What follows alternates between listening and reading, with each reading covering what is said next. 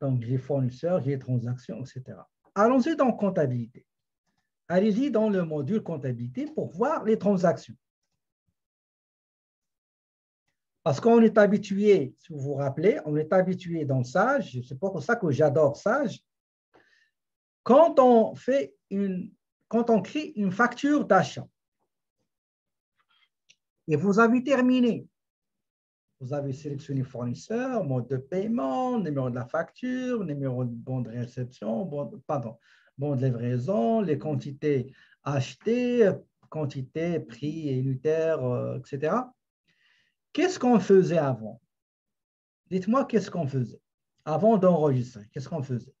Écrivez-moi, s'il vous plaît, pour voir est-ce que vous vous rappelez de ça ou bien vous allez avoir, effectivement, on vérifie l'écriture comptable. Donc, en haut, là, il y a rapport, il y a affiché détail, journal général, et on va voir les écritures comptables, débit, crédit, etc. Dans Acomba, pour le voir, regardez, nous avons transaction. Et regardez, est-ce que vous voyez des transactions ici? Dites-moi, moi, je ne vois rien. Peut-être que vous allez voir quelque chose. Donc, comme vous pouvez le constater, on ne voit rien. Donc, qu'est-ce qu'il faut faire? Regardez, ça veut dire que ce qu'on a fait, ça n'existe pas dans la comptabilité.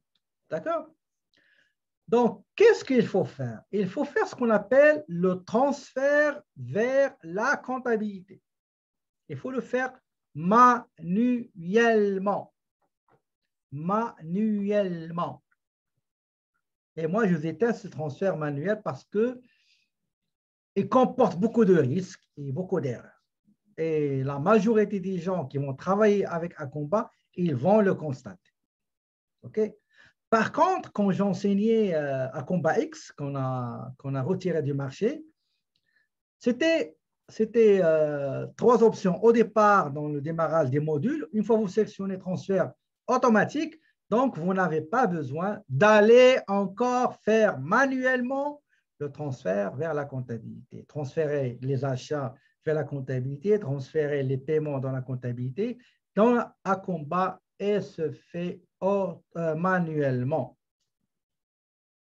Et encore, comme on dit, pisse encore, il y a une autre surprise qui vous attend.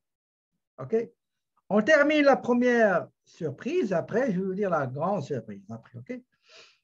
Donc, avant de faire ça, est-ce que vous avez des questions? Donc, comme j'ai dit, il va falloir maintenant faire le transfert automatiquement. Voilà comment faire. On va commencer par le client, le fournisseur. Donc, le fournisseur, on va aller au fournisseur, module fournisseur, rapport hebdomadaire. Vous n'êtes pas obligé de le faire hebdomadairement, chaque semaine. Vous pouvez le faire à la fin du mois, vous pouvez le faire à la fin de la journée, as you like, comme on dit, okay? Comme vous voulez. Donc, je vais aller au module fournisseur, rapport des fournisseurs. Regardez ici, transfert détaillé. Transfert détaillé. Admettons, nous allons le faire à la fin du mois. D'accord? On va le faire à la fin du mois. Comme ça, on n'aura pas de problème. Si c'est transfert à la comptabilité, les modifications seront un petit peu difficiles. D'accord? Mais généralement, les entreprises, ils le font à la fin de chaque période, chaque mois. Donc, je vais faire, dans les travaux de fin de période, je vais vérifier le journal, les journaux auxiliaires, le grand livre, balance de vérification, les taxes, TPS, TVQ, les remises gouvernementales pour la fédérale, la paie, etc. Donc, il faut vraiment rapprochement bancaire aussi. Il faut finir ça et après transférer. Donc, la date, on va mettre 30 janvier 2018. Une seconde, ce ne sera pas long. Attendez. On va mettre 31, comme ça, on va mettre la fin du mois, 31. Donc, 30-01-2018. D'accord? Et on clique sur produire. D'accord? Oubliez ça, c'est un choix. Est-ce que vous voulez que les transactions soient classées par numéro de transaction ou par fournisseur? C'est à vous de voir, OK? Je clique sur Produire.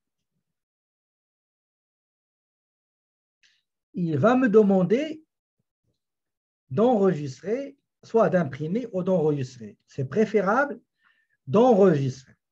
D'accord? Enregistrer le rapport hebdomadaire détaillé. Au cas où vous aviez un problème en comptabilité, vous supprimez ce que vous avez transféré et vous allez retourner à la source pour faire les modifications. Moi, j'ai un logiciel qui enregistre ce PDF, Foxit Phantom. Cherchez-le, il est très important. Donc, je sélectionne Foxit Phantom, toutes les pages. Ça, c'est rapport, ça juste la mise en page, comment imprimer, etc. Combien de copies, si vous voulez imprimer plusieurs copies. Et vous cliquez sur imprimer, il va vous donner le nom et où l'enregistrer. Ben, je vais mettre ici, par exemple 31/01/2018, fournisseur, OK? Fournisseur, transaction avec fournisseur. J'enregistre.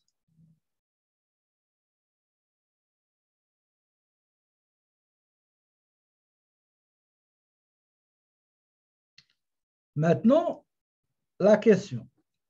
Transfert à l'application comptabilité ou bien transfert dans un fichier. Nous, on veut transférer vers la comptabilité ou bien aucun transfert. Donc, transférer à la comptabilité. Toutes les transactions avec fournisseur, achat, paiement, etc. La comptabilité, je clique sur OK. Dans la période courante, d'accord, c'est la période courante qui est... parce que vous pouvez retourner, si vous êtes dans la période 20, pardon, la période 8, et vous êtes retourné dans la période, vous avez oublié les écritures, vous avez retourné la période 5, vous allez mettre ici, dans une période, ici, là. Ici, il n'y a pas dans la période précédente parce que c'est le premier mois. Donc, je clique sur transfert. Et voilà, le transfert, il a été effectué. Pour s'assurer qu'il y a transfert, je vais aller à comptabilité, transaction. Vous voyez, donc, j'ai l'écriture concernant l'écriture comptable. D'accord? Donc, si vous cliquez sur une ligne, attendez, je vais vous montrer ça. Nous avons deux écritures. Ici, c'est la facturation. Regardez, Britannia, c'est la facturation. Ça, c'est l'achat. Vous voyez le détail. Vous pouvez modifier ici. Et vous avez l'autre écriture, le paiement, qui est là. Donc, on a débité le fournisseur et on a crédité le compte avec lequel on a payé. Ça, c'est le transfert des achats, de toutes les transactions concernant les achats vers la comptabilité. Est-ce que vous avez des questions avant que je passe au transfert des ventes?